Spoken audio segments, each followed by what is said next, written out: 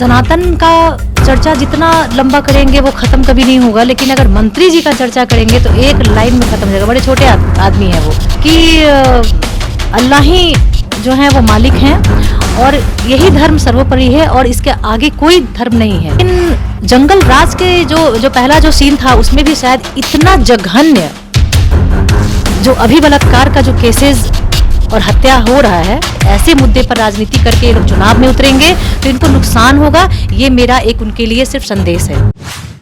नमस्कार, insider live देख रहे हैं आप और मैं हूं आपके साथ अमित झा। बिहार में इन दिनों सनातन धर्म को लेकर के या फिर कहें तो पूरे देश में सनातन धर्म को लेकर के कटाक्ष और टिप्पणी जो है वो होते रहता है। पहले उदयनिधि जो स्टालिन के बेटे हैं, उसके बाद जो आरजेडी के अध्यक्ष हैं जगदानंद सिंह, उन्होंने भी बयान दिया था। उसके बाद अब फिर चंद्रशेखर जो कि बिहार के शिक्षा मंत्री हैं, उन्होंने कहा है कि मोहम्मद पैगंबर जो हैं वो मर्यादा पुरुषोत्तम है। हमारे साथ आकृति शर्मा है जो कि बीजेपी की नेत्री हैं, बात करेंगे। मैम, लगातार कटाक्ष होते रहा है जी, हम यहाँ से शुरू करें सनातन से या शुरू कर दें हमारे मंत्री जी से जो हमारे शिक्षा मंत्री हैं? तो सनातन तो बहुत विशाल है, उस पर चर्चा अगर घंटों वर्षों करें तो भी घटेगा नहीं। इतना विशाल है कि आप देख रहे हैं कि देश विदेश में फैला हुआ है। इसके अनुयायी हैं, इतने ज़्यादा अनुयायी हैं कि हमारे देवी देवताओं को भी वो पूजते हैं, सम्मान देते हैं। सनातन का चर्चा जितना लंबा करेंगे वो ख़त्म कभी नहीं होगा, लेकिन अगर मंत्री जी का चर्चा करेंगे तो एक लाइन में ख़त्म हो जाएगा। बड़े छोटे आदमी हैं वो, छोटे दिल के आदमी हैं वो, तो उनका चर्च बिल्कुल ख़त्म हो जाएगा क्योंकि वो सनातन से वो दूर हट गए हैं। उनका भरोसा ख़त्म हो गया है सनातन पे। पहले से ही वो लोग हिंदू धर्म को सिर्फ एक अपनाए हुए थे, उनका दिल खुश नहीं था, तो वो कहीं ना कहीं तुष्टीकरण की राजनीति करते रहते थे। लेकिन अब उनका मोह माया भंग हो गया है हिंदू धर्म से, तो अब वो खुलकर जो बयान दे रहे हैं वो एक ऐलान कर रहे हैं कि हमने एक धर्म को स्वीकार कर लिया है और उस धर्म में आप कहा जाता है कि अल्लाह ही जो है वो मालिक हैं और यही धर्म सर्वोपरि है और इसके आगे कोई धर्म नहीं है, कुछ नहीं है उसके आगे, शून्य है सब लोग, किसी की कोई अहमियत नहीं है। तो जब आपने उस धर्म को स्वीकृति दे दी तो आपका फिर किसी भी धर्म के लिए कोई बयानबाजी कोई मायने ही नहीं रखता है। हम आपको सनातनी अब समझते ही नहीं हैं, अब आपने धर्म बदल लिया है, अब वो खुल कर खेल रहे हैं। मैम, जिस प्रकार से धर्म की बात होती है, लेकिन बिहार में लगातार क्राइम बढ़ते जा रहा है। पिछले कुछ दिन पहले समस्तीपुर में एक लड़की के साथ में दुष्कर्म किया गया। फिर अगर देखा जाए तो मुजफ्फरपुर की घटना है, तमाम ऐसी घटना है। इस पे सरकार जो है चुप है। सरकार चुप है। आप देखेंगे कि ट्रेन में घटना हुई है और ये अगर देखा जाए तो इतना जघन्य है, ऐसा घटना शायद बिहार में, हमको लगता है कि ये शायद पहला होगा इस प्रकार का घटना। बच्ची के साथ इतना बर्बरता से बलात्कार होना, हमको लगता है कि ये पहली बार हुआ होगा ऐसा बिहार में। क्या लगता है कि जंगल राज रिटर्न फिर से आ गया? जंगल राज तो रिटर्न आ चुका है। जब ही नीतीश जी गए थे और गठबंधन हुआ और सरकार आई राजद की, मिलकर दोनों बनाए, तो जंगल राज तो आ गया था। लेकिन जंगल राज के जो पहला जो सीन था उसमें भी शायद इतना जघन्य जो अभी बलात्कार का जो केसेस और हत्या हो रहा है और ये सामने आपके जो है बलात्कार वाला कांड, हमको नहीं लगता है कि इतना जघन्य अपराध, इतना क्रूरतापूर्वक कभी हुआ होगा। तो हम पूछना चाहते हैं जंगल राज के मालिक से, आज हमारे जो डिप्टी सीएम हैं तेजस्वी जी, उनके घर में बिटिया पैदा हुई है, उनकी माताजी हमारे बिहार की सीएम रही हैं और हम लोग सम्मान से उनको सीएम रखे हैं, माने हैं। उनके घर में बहन भी है, उनको खुलकर आना नहीं चाहिए इस विषय पर? उनको इस अपराध के लिए आवाज़ नहीं उठाना चाहिए? जितना सम्मान अपने घर की बेटियों को करते हैं, प्यार दुलार करते हैं, क्या बाकी बिहार की बेटियां इतना दुलार के काबिल नहीं हैं? उनके साथ ऐसा अपराध होगा तो हम उनसे ये अपेक्षा करते हैं कि वो इस पर पूरी तरह से संज्ञान लें और कार्रवाई हो, कठिन से कठिन, कठोर से कठोर।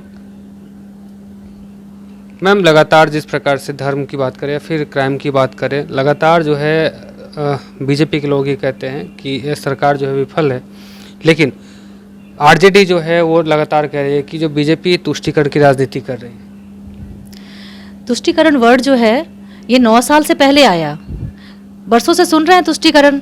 हम लोग तुष्टीकरण कैसे कर रहे हैं, भाजपा वाले तुष्टीकरण कैसे कर रहे हैं? हम लोग तो अपने धर्म के लिए बदनाम किए जा रहे हैं कि ये लोग सिर्फ हिंदू कर रहा है, हिंदू कर रहा है, हिंदुओं को कर रहा है। हम मंदिर बना रहे हैं, राम मंदिर, हम उसमें बदनाम हैं। हम कोई भी धार्मिक काम करते हैं, हम उसके लिए बदनाम हैं। तो हम अपने ही धर्म की पूजा कर रहे हैं, तो हम तुष्टीकरण कैसे कर रहे हैं? जब आप दूसरों को तुष्ट करने के लिए कोई भी निर्णय, किसी भी तरह का नियम, किसी भी तरह का बयानबाजी जो लोग देते हैं, तुष्टीकरण वो लोग करते हैं, तो हम तो बदनाम हैं, अपने धर्म को ही पूजने में लगे हुए हैं। हमारी सरकार तो हिंदू धर्म को ही पालन पोषण में लगी हुई, ऐसा हम बदनाम हैं। जबकि हमारी सरकार निष्पक्ष तरीके से पूरे देशवासियों के लिए जी रही है, काम कर रही है। तो तुष्टीकरण वो करते हैं, हम कहाँ करते हैं? मोदी जी कहाँ तुष्टीकरण कर रहे हैं? मोदी जी पे तो इल्ज़ाम है कि ये तो हिंदू धर्म कर रहे हैं। तो धर्मी जिनका जो है वो अपने धर्म का पूजा पाठ करते हैं, और बाकी पालन पोषण तो वो पूरे हिंदुस्तान का कर रहे हैं, और वर्ल्ड में वो लीडर बने हुए हैं। तो वर्ल्ड में सोचिए कि जो धर्म है अलग अलग, वहाँ भी वो अपनी बातों को कैसे रख पाते हैं, और कैसे उनको लोग मोहब्बत प्यार कर रहे हैं। उनकी बातों को लोग एग्री कर जाते हैं, मान जाते हैं उनसे लोग। तो आश्चर्य की बात है। तो अपने धर्म के, जिस धर्म के वो हैं, उस धर्म को वो मानते हैं। लेकिन ऐसा तो नहीं ना कि हम लोग किसी और धर्म को लेकर के कोई फैला रहे हैं जो मोदी जी का इसमें कोई दोष है। सनातन पे कटाक्ष नहीं कर रहे हैं, अब वो क्लियर कर रहे हैं, 2 पार्ट में कर रहे हैं। उनका देखना था कि उनका जो दृष्टिकोण था ना कि मोदी जी के साथ हिंदू हैं, ऐसा उसका दृष्टिकोण था। जबकि हम लोग सबके साथ हैं, जहाँ से विचारधारा मिलती है वहाँ सभी जाति धर्म के लोग जाते हैं। लेकिन ऐसा उनका सोचना था। उस सोच के हिसाब से अब वो खुलकर सामने आकर, और अब वो उनके पास सिर्फ एक शायद भरोसा रह गया है मोहम्मद पैगंबर पे, धर्म पे। 2 धर्म बचा है उनके पास, इस्लाम और ईसाई धर्म। अब उनके पास कोई मार्ग नहीं बचा है। और वो लोग, ऐसा नहीं है कि वो लोग बहुत इज्जत वही लोग देते हैं मोहम्मद साहब को, या हम इस्लाम को, या ईसाइयों को, और हम लोग नहीं देते हैं, ऐसा नहीं है। हम लोग उस सभ्यता से आते हैं ना, जहाँ आप देखते हैं कि हम लोग अगर मस्जिद के सामने से गुजरते हैं तो अपने आप सर ऐसे हो जाता है, पता नहीं क्यों हो जाता है, ऑटोमेटिकली हो जाता है।